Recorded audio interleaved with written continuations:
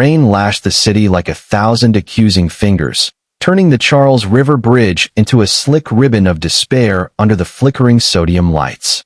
Alexander Hale gripped the railing, his knuckles white against the cold metal, staring into the churning black water below.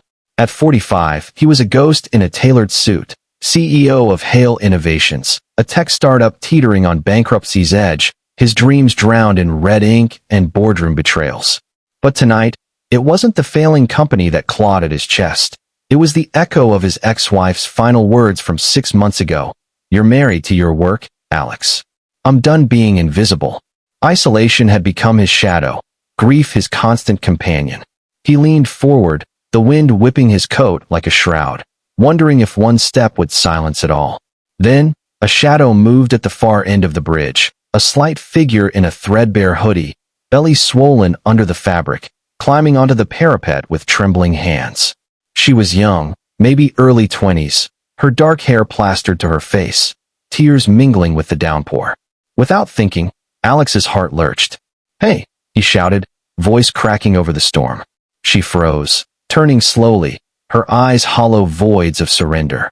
As he stumbled toward her, slipping on the wet concrete, she whispered words that pierced him like lightning. "Why? Why would you stop me? No one's ever come back for me before." Alexander Hale had built his empire from nothing, a kid from the Rust Belt town of Scranton, bootstrapping code into algorithms that promised to revolutionize supply chains. Hale Innovations had boomed during the pandemic, apps connecting farmers to urban markets overnight. But post-boom, investors fled like rats from a sinking ship. Debts piled like unpaid eulogies for his ambition. His board whispered of hostile takeovers. His reflection in the office mirror showed a man hollowed by 80-hour weeks, the divorce papers a fresh scar. Elena had taken everything, their brownstone in Back Bay, the shared dreams of kids who never came. "You're drowning in your own success," she'd said, packing boxes while he stared at spreadsheets. Now, alone in his sterile Beacon Hill apartment, grief wrapped around him like fog off the harbor.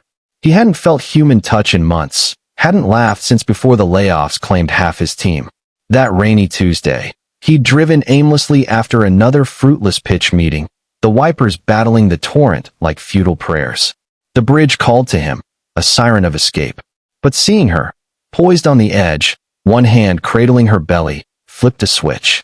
Compassion, raw and unbidden, surged through the numbness. He reached her just as her foot slipped, catching her wrist in a desperate grip. She gasped, weight pulling them both toward the void, but he hauled her back, collapsing against the railing with her in his arms. Soaked and shaking, she buried her face in his chest, sobs racking her frame. "I'm Mia," she murmured after an eternity, pulling back just enough to meet his eyes. Rain streamed down her cheeks, but there was a flicker, defiance, perhaps, in her gaze. 22, with olive skin and eyes like polished chestnuts, she looked like every forgotten promise in the world. Mia Reyes. And this. She touched her belly, 6 months along, the life inside kicking faintly against the storm. "This is the only thing I have left." They stumbled to his car, a sleek Tesla now muddied by the deluge, and he cranked the heat as high as it would go. No questions at first, just blankets from the trunk and a thermos of cold coffee from his console. She sipped it gratefully, hands trembling around the cup. Poverty clung to her like the damp clothes, threadbare sneakers with holes, nails bitten to the quick, a backpack spilling faded ultrasound photos. Abandoned by her boyfriend 3 months ago, he said a baby would ruin his music career. She spat, voice laced with venom, then evicted from her South End walk-up when her waitress shifts dried up. Her mother, a single parent lost to cancer 2 years back, had left her with grief's heavy debt and no safety net.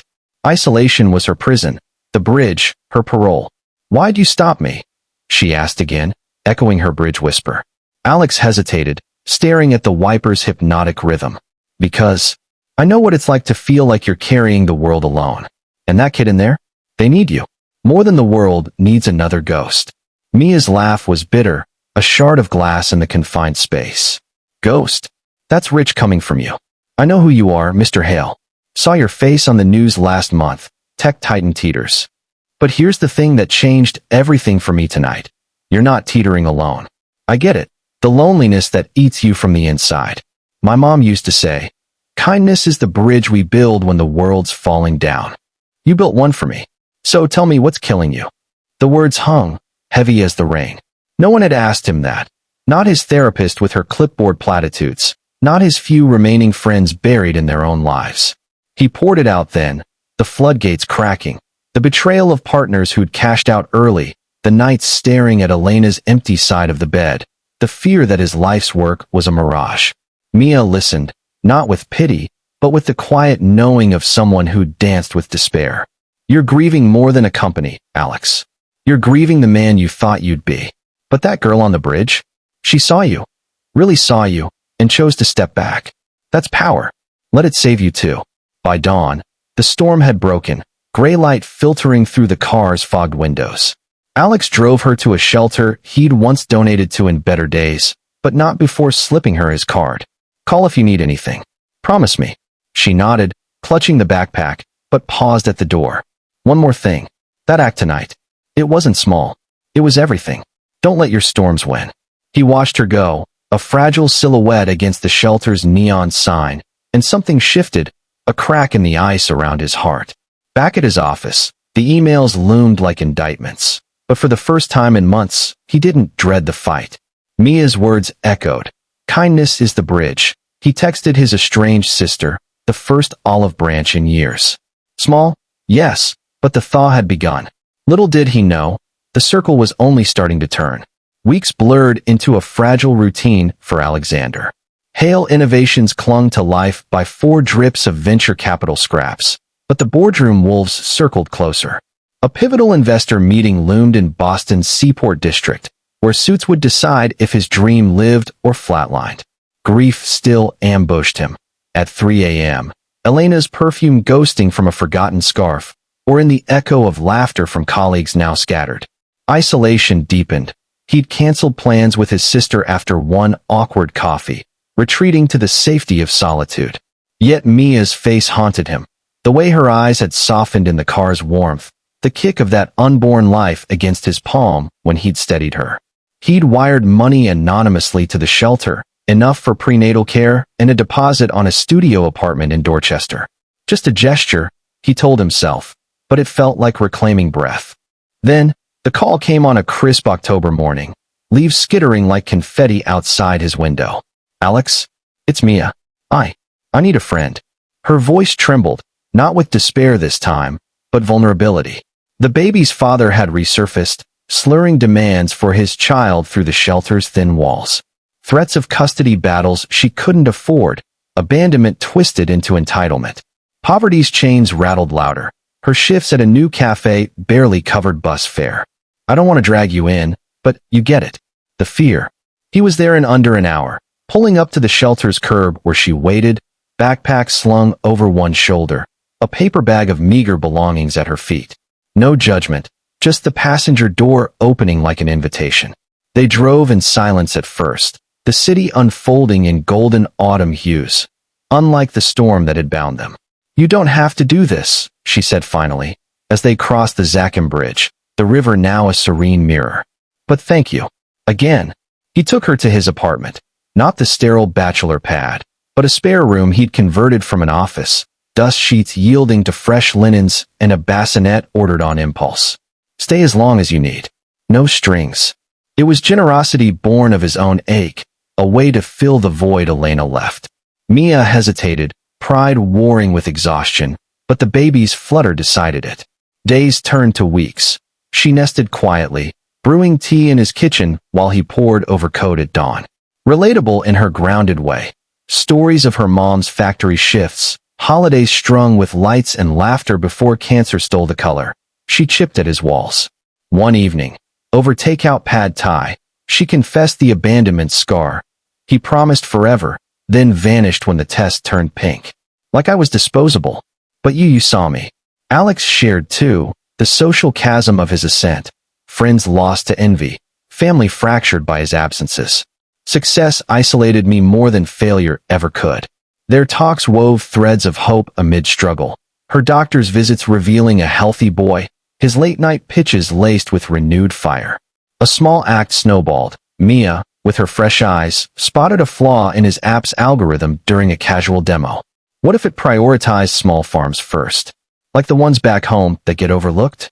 It was brilliant, human-centered, echoing her own roots in immigrant resilience. He tweaked it overnight, and the investor meeting? It didn't just save the company, it sparked a bidding war.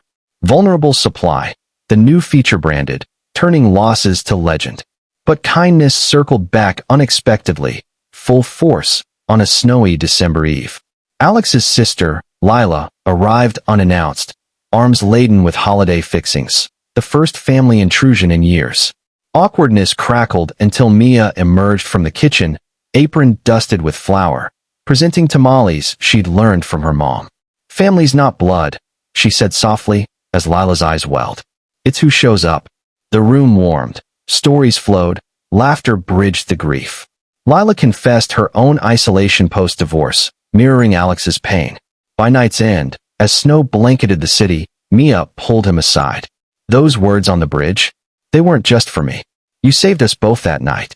And this little guy?" She placed his hand on her belly, the kick strong and sure. "We're naming him Elias, after my dad. But his middle name?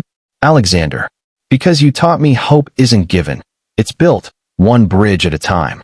Tears stung his eyes, the circle complete. The man who'd teetered on despair now stood anchored, his company reborn, heart mended by the very vulnerability he'd feared. Mia's labor came in spring, Elias Hale Reyes entering the world with a cry that echoed new beginnings. Alex held him first, tiny fingers curling around his, and in that moment, isolation shattered like ice under sun. In the quiet aftermath, as cherry blossoms dusted Boston's streets, Alexander realized the profound truth. A single thread of compassion, extended in our darkest storms, weaves the strongest tapestries of love and humanity, reminding us that no one truly falls alone when we dare to reach out. Moral of the story: in the fragile dance of despair, one act of kindness doesn't just save a life. It ignites a chain of redemption that binds broken souls into unbreakable bonds of empathy and hope.